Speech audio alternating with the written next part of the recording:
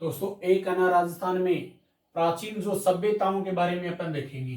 तो पर्यटन के माध्यम से सभ्यताओं के जो प्राचीन स्थल हैं, इन स्थल के बारे में कौन कौन सा जो प्रश्न पूछा जाता है। सबसे पहले तो दोस्तों एक प्रश्न पूछा जाता है राजस्थान में आर्य सभ्यता। तो आर्य जो सभ्यता आती है ना, आर्य सभ्यता, ये आर्य सभ्यता राजस्थान में गंगानगर क्षेत्र में आती है। और उसके बाद में राजस्थान में जो सबसे ज्यादा जो प्रश्न पूछा जाता है राजस्थान के अंदर कालीबंगा।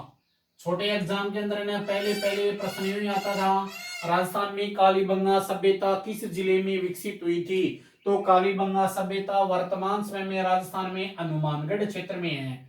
और यहाँ पर फिर अपने इन सभ्यताओं के बारे में जो इतिहास के, राजस्थान इतिहास के जो टॉपिक पढ़ेंगे, उन टॉपिक के अंदर ना सभ्यताओं का पहला जो टॉपिक होगा, कौन कौन से प्रश्न सभ्यता बिंदु प्रकरण के अंदर से प्रश्न पूछे जाते हैं।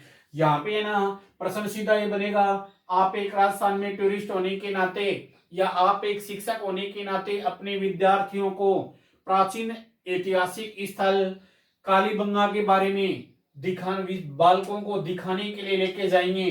निम्न में से आप राजस्थान में किस जिले में जाएंगे। तो हनुमानगढ़, ऐसा प्रश्न इसमें पूछा जाता है। तो ये कालीबंगा सभ्यता हनुमानगढ़ में है। फिर राजस्थान के अंदर है ना सौंथी। तो सौंथी आती है ना राजस्थान में बीकानेर क्षेत्र में आती है सौंथी। प्रश्न पूछा जाएगा राजस्थान में सौंथी सभ्यता। तो सौंथी सभ्यता राजस्थान में बीकानेर क्षेत्र में है। अगला राजस्थान में पूछा जाएगा ओड़ा सभ्यता। तो ओड़ा सभ्यता ने ये जैसलमेर के अंदर है। ओड़ा सभ्यता जो आती है ना, ये राजस्थान में जैसलमेर क्षेत्र में है। फिर एक प्रश्न राजस्थान में कई बार है ना अलग अलग टॉपिकों के अंदर मैं आपको बार बार कंफ्यूज वाला दूर करने के लिए बात बता रहा हूं। तलवाड़ा जो झील आती है वो राजस्थान में हनुमानगढ़ है। तलवाड़ा जो झील आती है वो हनुमानगढ़ क्षेत्र में आती है। फिर उसके बाद में जो प्रमुख प्रश्न पूछा जाएगा कि तिलवाड़ा मल्लीनाथ का तिलवाड़ा पशु मेला कहाँ लगता है। तो मल्लीनाथ का तिलवाड़ा पशु मेला बाड़मेर क्षेत्र में लगता है। प्रश्न दोस्तों एक ऐसा ही और बनता है, राजस्थान में सबसे प्राचीन पशु मेला कौन सा है। तो राजस्थान का सबसे प्राचीन जो पशु मेला आता है ये राजस्थान में तिलवाड़ा में आता है। और तिलवाड़ा राजस्थान में कहां पर, बाड़मेर जिले में आता है। अगला जो पूछा जाता है राजस्थान में भीनमाल सभ्यता। तो भीनमाल सभ्यता जालोर क्षेत्र में। भीनमाल जो चीनी यात्री इंसांग यहाँ पे आए थे। और भीनमाल के अंदर जैनियों का प्रमुख शरण मंदिर है। तो भीनमाल सभ्यता ये जालोर क्षेत्र के अंदर आती है। अगला प्रश्न आता है राजस्थान के अंदर आहड़ सभ्यता। तो एक है ना, ये यहाँ पे भी आप बिल्कुल ध्यान में रखना, आहड़ जो सभ्यता आती है ये राजस्थान में उदयपुर क्षेत्र के अंदर आती है। याद रखना, आयड़ नदी है वो भी उदयपुर के अंदर गोगुंदा की पहाड़ियों से निकलती है। तो ये आहड़ सभ्यता उदयपुर में है। फिर आता बालाथल। तो बालाथल है ना, बालाथल सभ्यता वो भी राजस्थान में उदयपुर में आती है। और बालाथल सभ्यता उदयपुर के अंदर जो वल्लभ नगर आता है, जहां पे एक प्रमुख ऊंटाला का किला बना हुआ राजस्थान में, वहां पे बालाथल क्षेत्र आता है। बालाथल सभ्यता का क्षेत्र है। फिर अपन अगला पूछे जाएंगे राजस्थान में ईसवाल सभ्यता। तो ईसवाल जो सभ्यता आती है, सभ्यताओं का ईसवाल क्षेत्र, ये अगर आप डायरेक्ट मेवाड़ क्षेत्र से स्थानीय लोग हैं, जो कई बार क्या होता है जिस क्षेत्र का जो प्रश्न पूछा जाता है तो उसका बेनिफिट केवल वहां के स्थानीय अभ्यर्थियों को मिलता है।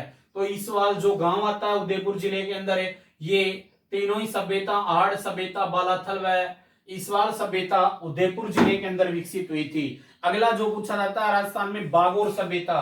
तो याद रखना बागोर है ना, एक तो झुंझुनू जिले में गांव पड़ता बागोर, इसके अलावा बागोर की जो हवेली आती है वो उदयपुर जिले में है। बागोर की जो हवेली आती है वो उदयपुर जिले में है। और भीलवाड़ा क्षेत्र आता है, भीलवाड़ा, तो भीलवाड़ा क्षेत्र के अंदर ना बागोर सभ्यता विकसित हुई थी। बागोर सभ्यता ना राजस्थान में आपको पूछा जाएगा ये कहां पर है। तो बागोर सभ्यता राजस्थान में उदयपुर के अंदर बागोर की हवेली आती है। और बागोर सभ्यता भीलवाड़ा जिले में आती है। ये दोनों कंफ्यूज मत हो जाना, एक जैसे प्रश्न है। एक जैसे प्रश्नों पे विशेष ध्यान देकर अभ्यर्थी ध्यान से सुनेंगे। फिर जाजपुर सभ्यता आती है। तो जाजपुर मंडल जाजपुर, ये भी है ना राजस्थान के अंदर भीलवाड़ा में है। तिपटिया सभ्यता, एक प्राचीन छोटी सभ्यता का विकसित होना हुआ था तिपटिया। तो अगर आपको ये पूछा था कि पटिया क्या, पटिया, तो दोस्तों आपको बताऊं, पटिया राजस्थान में ऊंट गाड़े से संबंधित एक चमड़े का बना होता है, जिसको अपन ऊंट का आभूषण भी कह सकते हैं। तो पटिया तो ये होता है। तिपटिया जो होता है, ये सभ्यता राजस्थान में कोटा क्षेत्र के अंदर विकसित हुई थी। कोटा, कोटा के अंदर ना प्रमुख तिपटिया सभ्यता विकसित हुई थी। अगला प्रश्न पूछा जाता है कोटड़ा। तो कोटड़ा याद रखना, जामर कोटड़ा जो आता है ना, जामर कोटड़ा, जामर कोटड़ा उदयपुर के अंदर अलग आता है। लेकिन कोटड़ा जो सभ्यता आती है, कोटड़ा सभ्यता, कोटड़ा सभ्यता ये राजस्थान में झालावाड़ क्षेत्र के अंदर आती है। माननीय वसुंधरा के क्षेत्र से संबंधित झालावाड़ जो कोटड़ा क्षेत्र आता है ना, ये वहां पर है। अगला जो पूछा जाता है राजस्थान में डंडीकर सभ्यता। तो डंडीकर जो सभ्यता आती है, ये राजस्थान में अलवर क्षेत्र में आती है। डंडीकर जो सभ्यता राजस्थान में आती है, ये अलवर क्षेत्र के अंदर आती है। और उसके अगर बात की बात करें अपन, तो बैराड़ जो सभ्यता आती है, बैराड़ सभ्यता, बैराड़ सभ्यता जयपुर और अलवर का जो बीच में बॉर्डर आता है, उस बॉर्डर के ऊपर ही प्रवेश द्वार बना रहता है, उस जगह का नाम आता है बैराट। अपने आज की वीडियो में इसके बारे में चर्चा की थी। विराटनगर, राजस्थान में मत्स्य जनपद की जो राजधानी थी वो विराटनगर थी।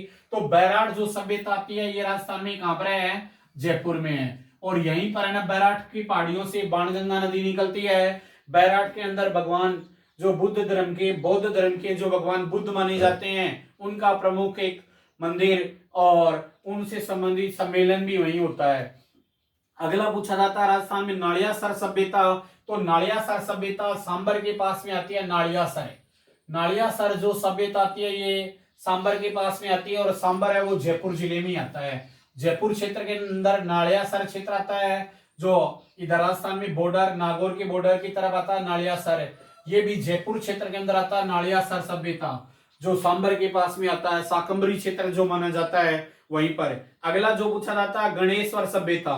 तो गणेश्वर सभ्यता आती है सीकर जिले में है। गणेश्वर सभ्यता ने सीकर जिले में, जिसे पुरातत्व का पुष्कर भी कहते हैं। गणेश्वर का प्रश्न राजस्थान में पूछा जाता है कि राजस्थान में तीर्थों की नानी। तो तीर्थों की नानी तो याद रखना आप, जो प्रमुख जयपुर के अंदर ना सांबर में एक लोक देवी आती है, उस लोक देवी का नाम आता है प्रमुख।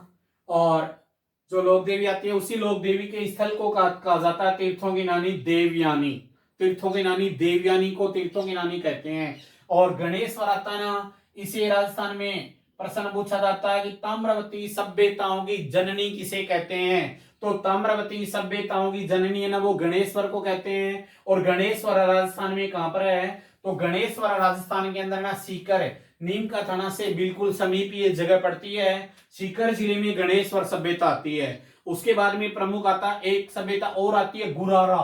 तो गुरारा जो आती है ना, गुरारा, ये भी पास में ही आती है।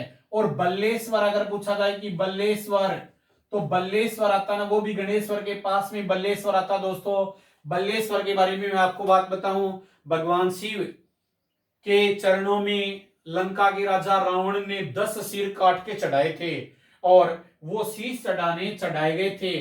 दंत कथाओं में ऐसा माना जाता है कि साक्षात रावण ने जो 10 गर्दन काट कर भगवान शिव के चरणों में चढ़ाई थी, उस जगह का नाम आता है वो बल्लेश्वर है। और बल्लेश्वर है ये सीकर जिले में आता है। गणेश्वर है ये भी सीकर जिले में आता है। दोस्तों अभी तक बल्लेश्वर की जो बातें हैं, ये हमारे राजस्थान की जितनी भी जीके की किताबें आती हैं, उनमें केवल एक दो ऑथेंटिक किताब में इसके बारे में मिलता है, या आप वहां पे स्थानीय जाओगे तब वहां के लोग आपको इसके बारे में बताएंगे।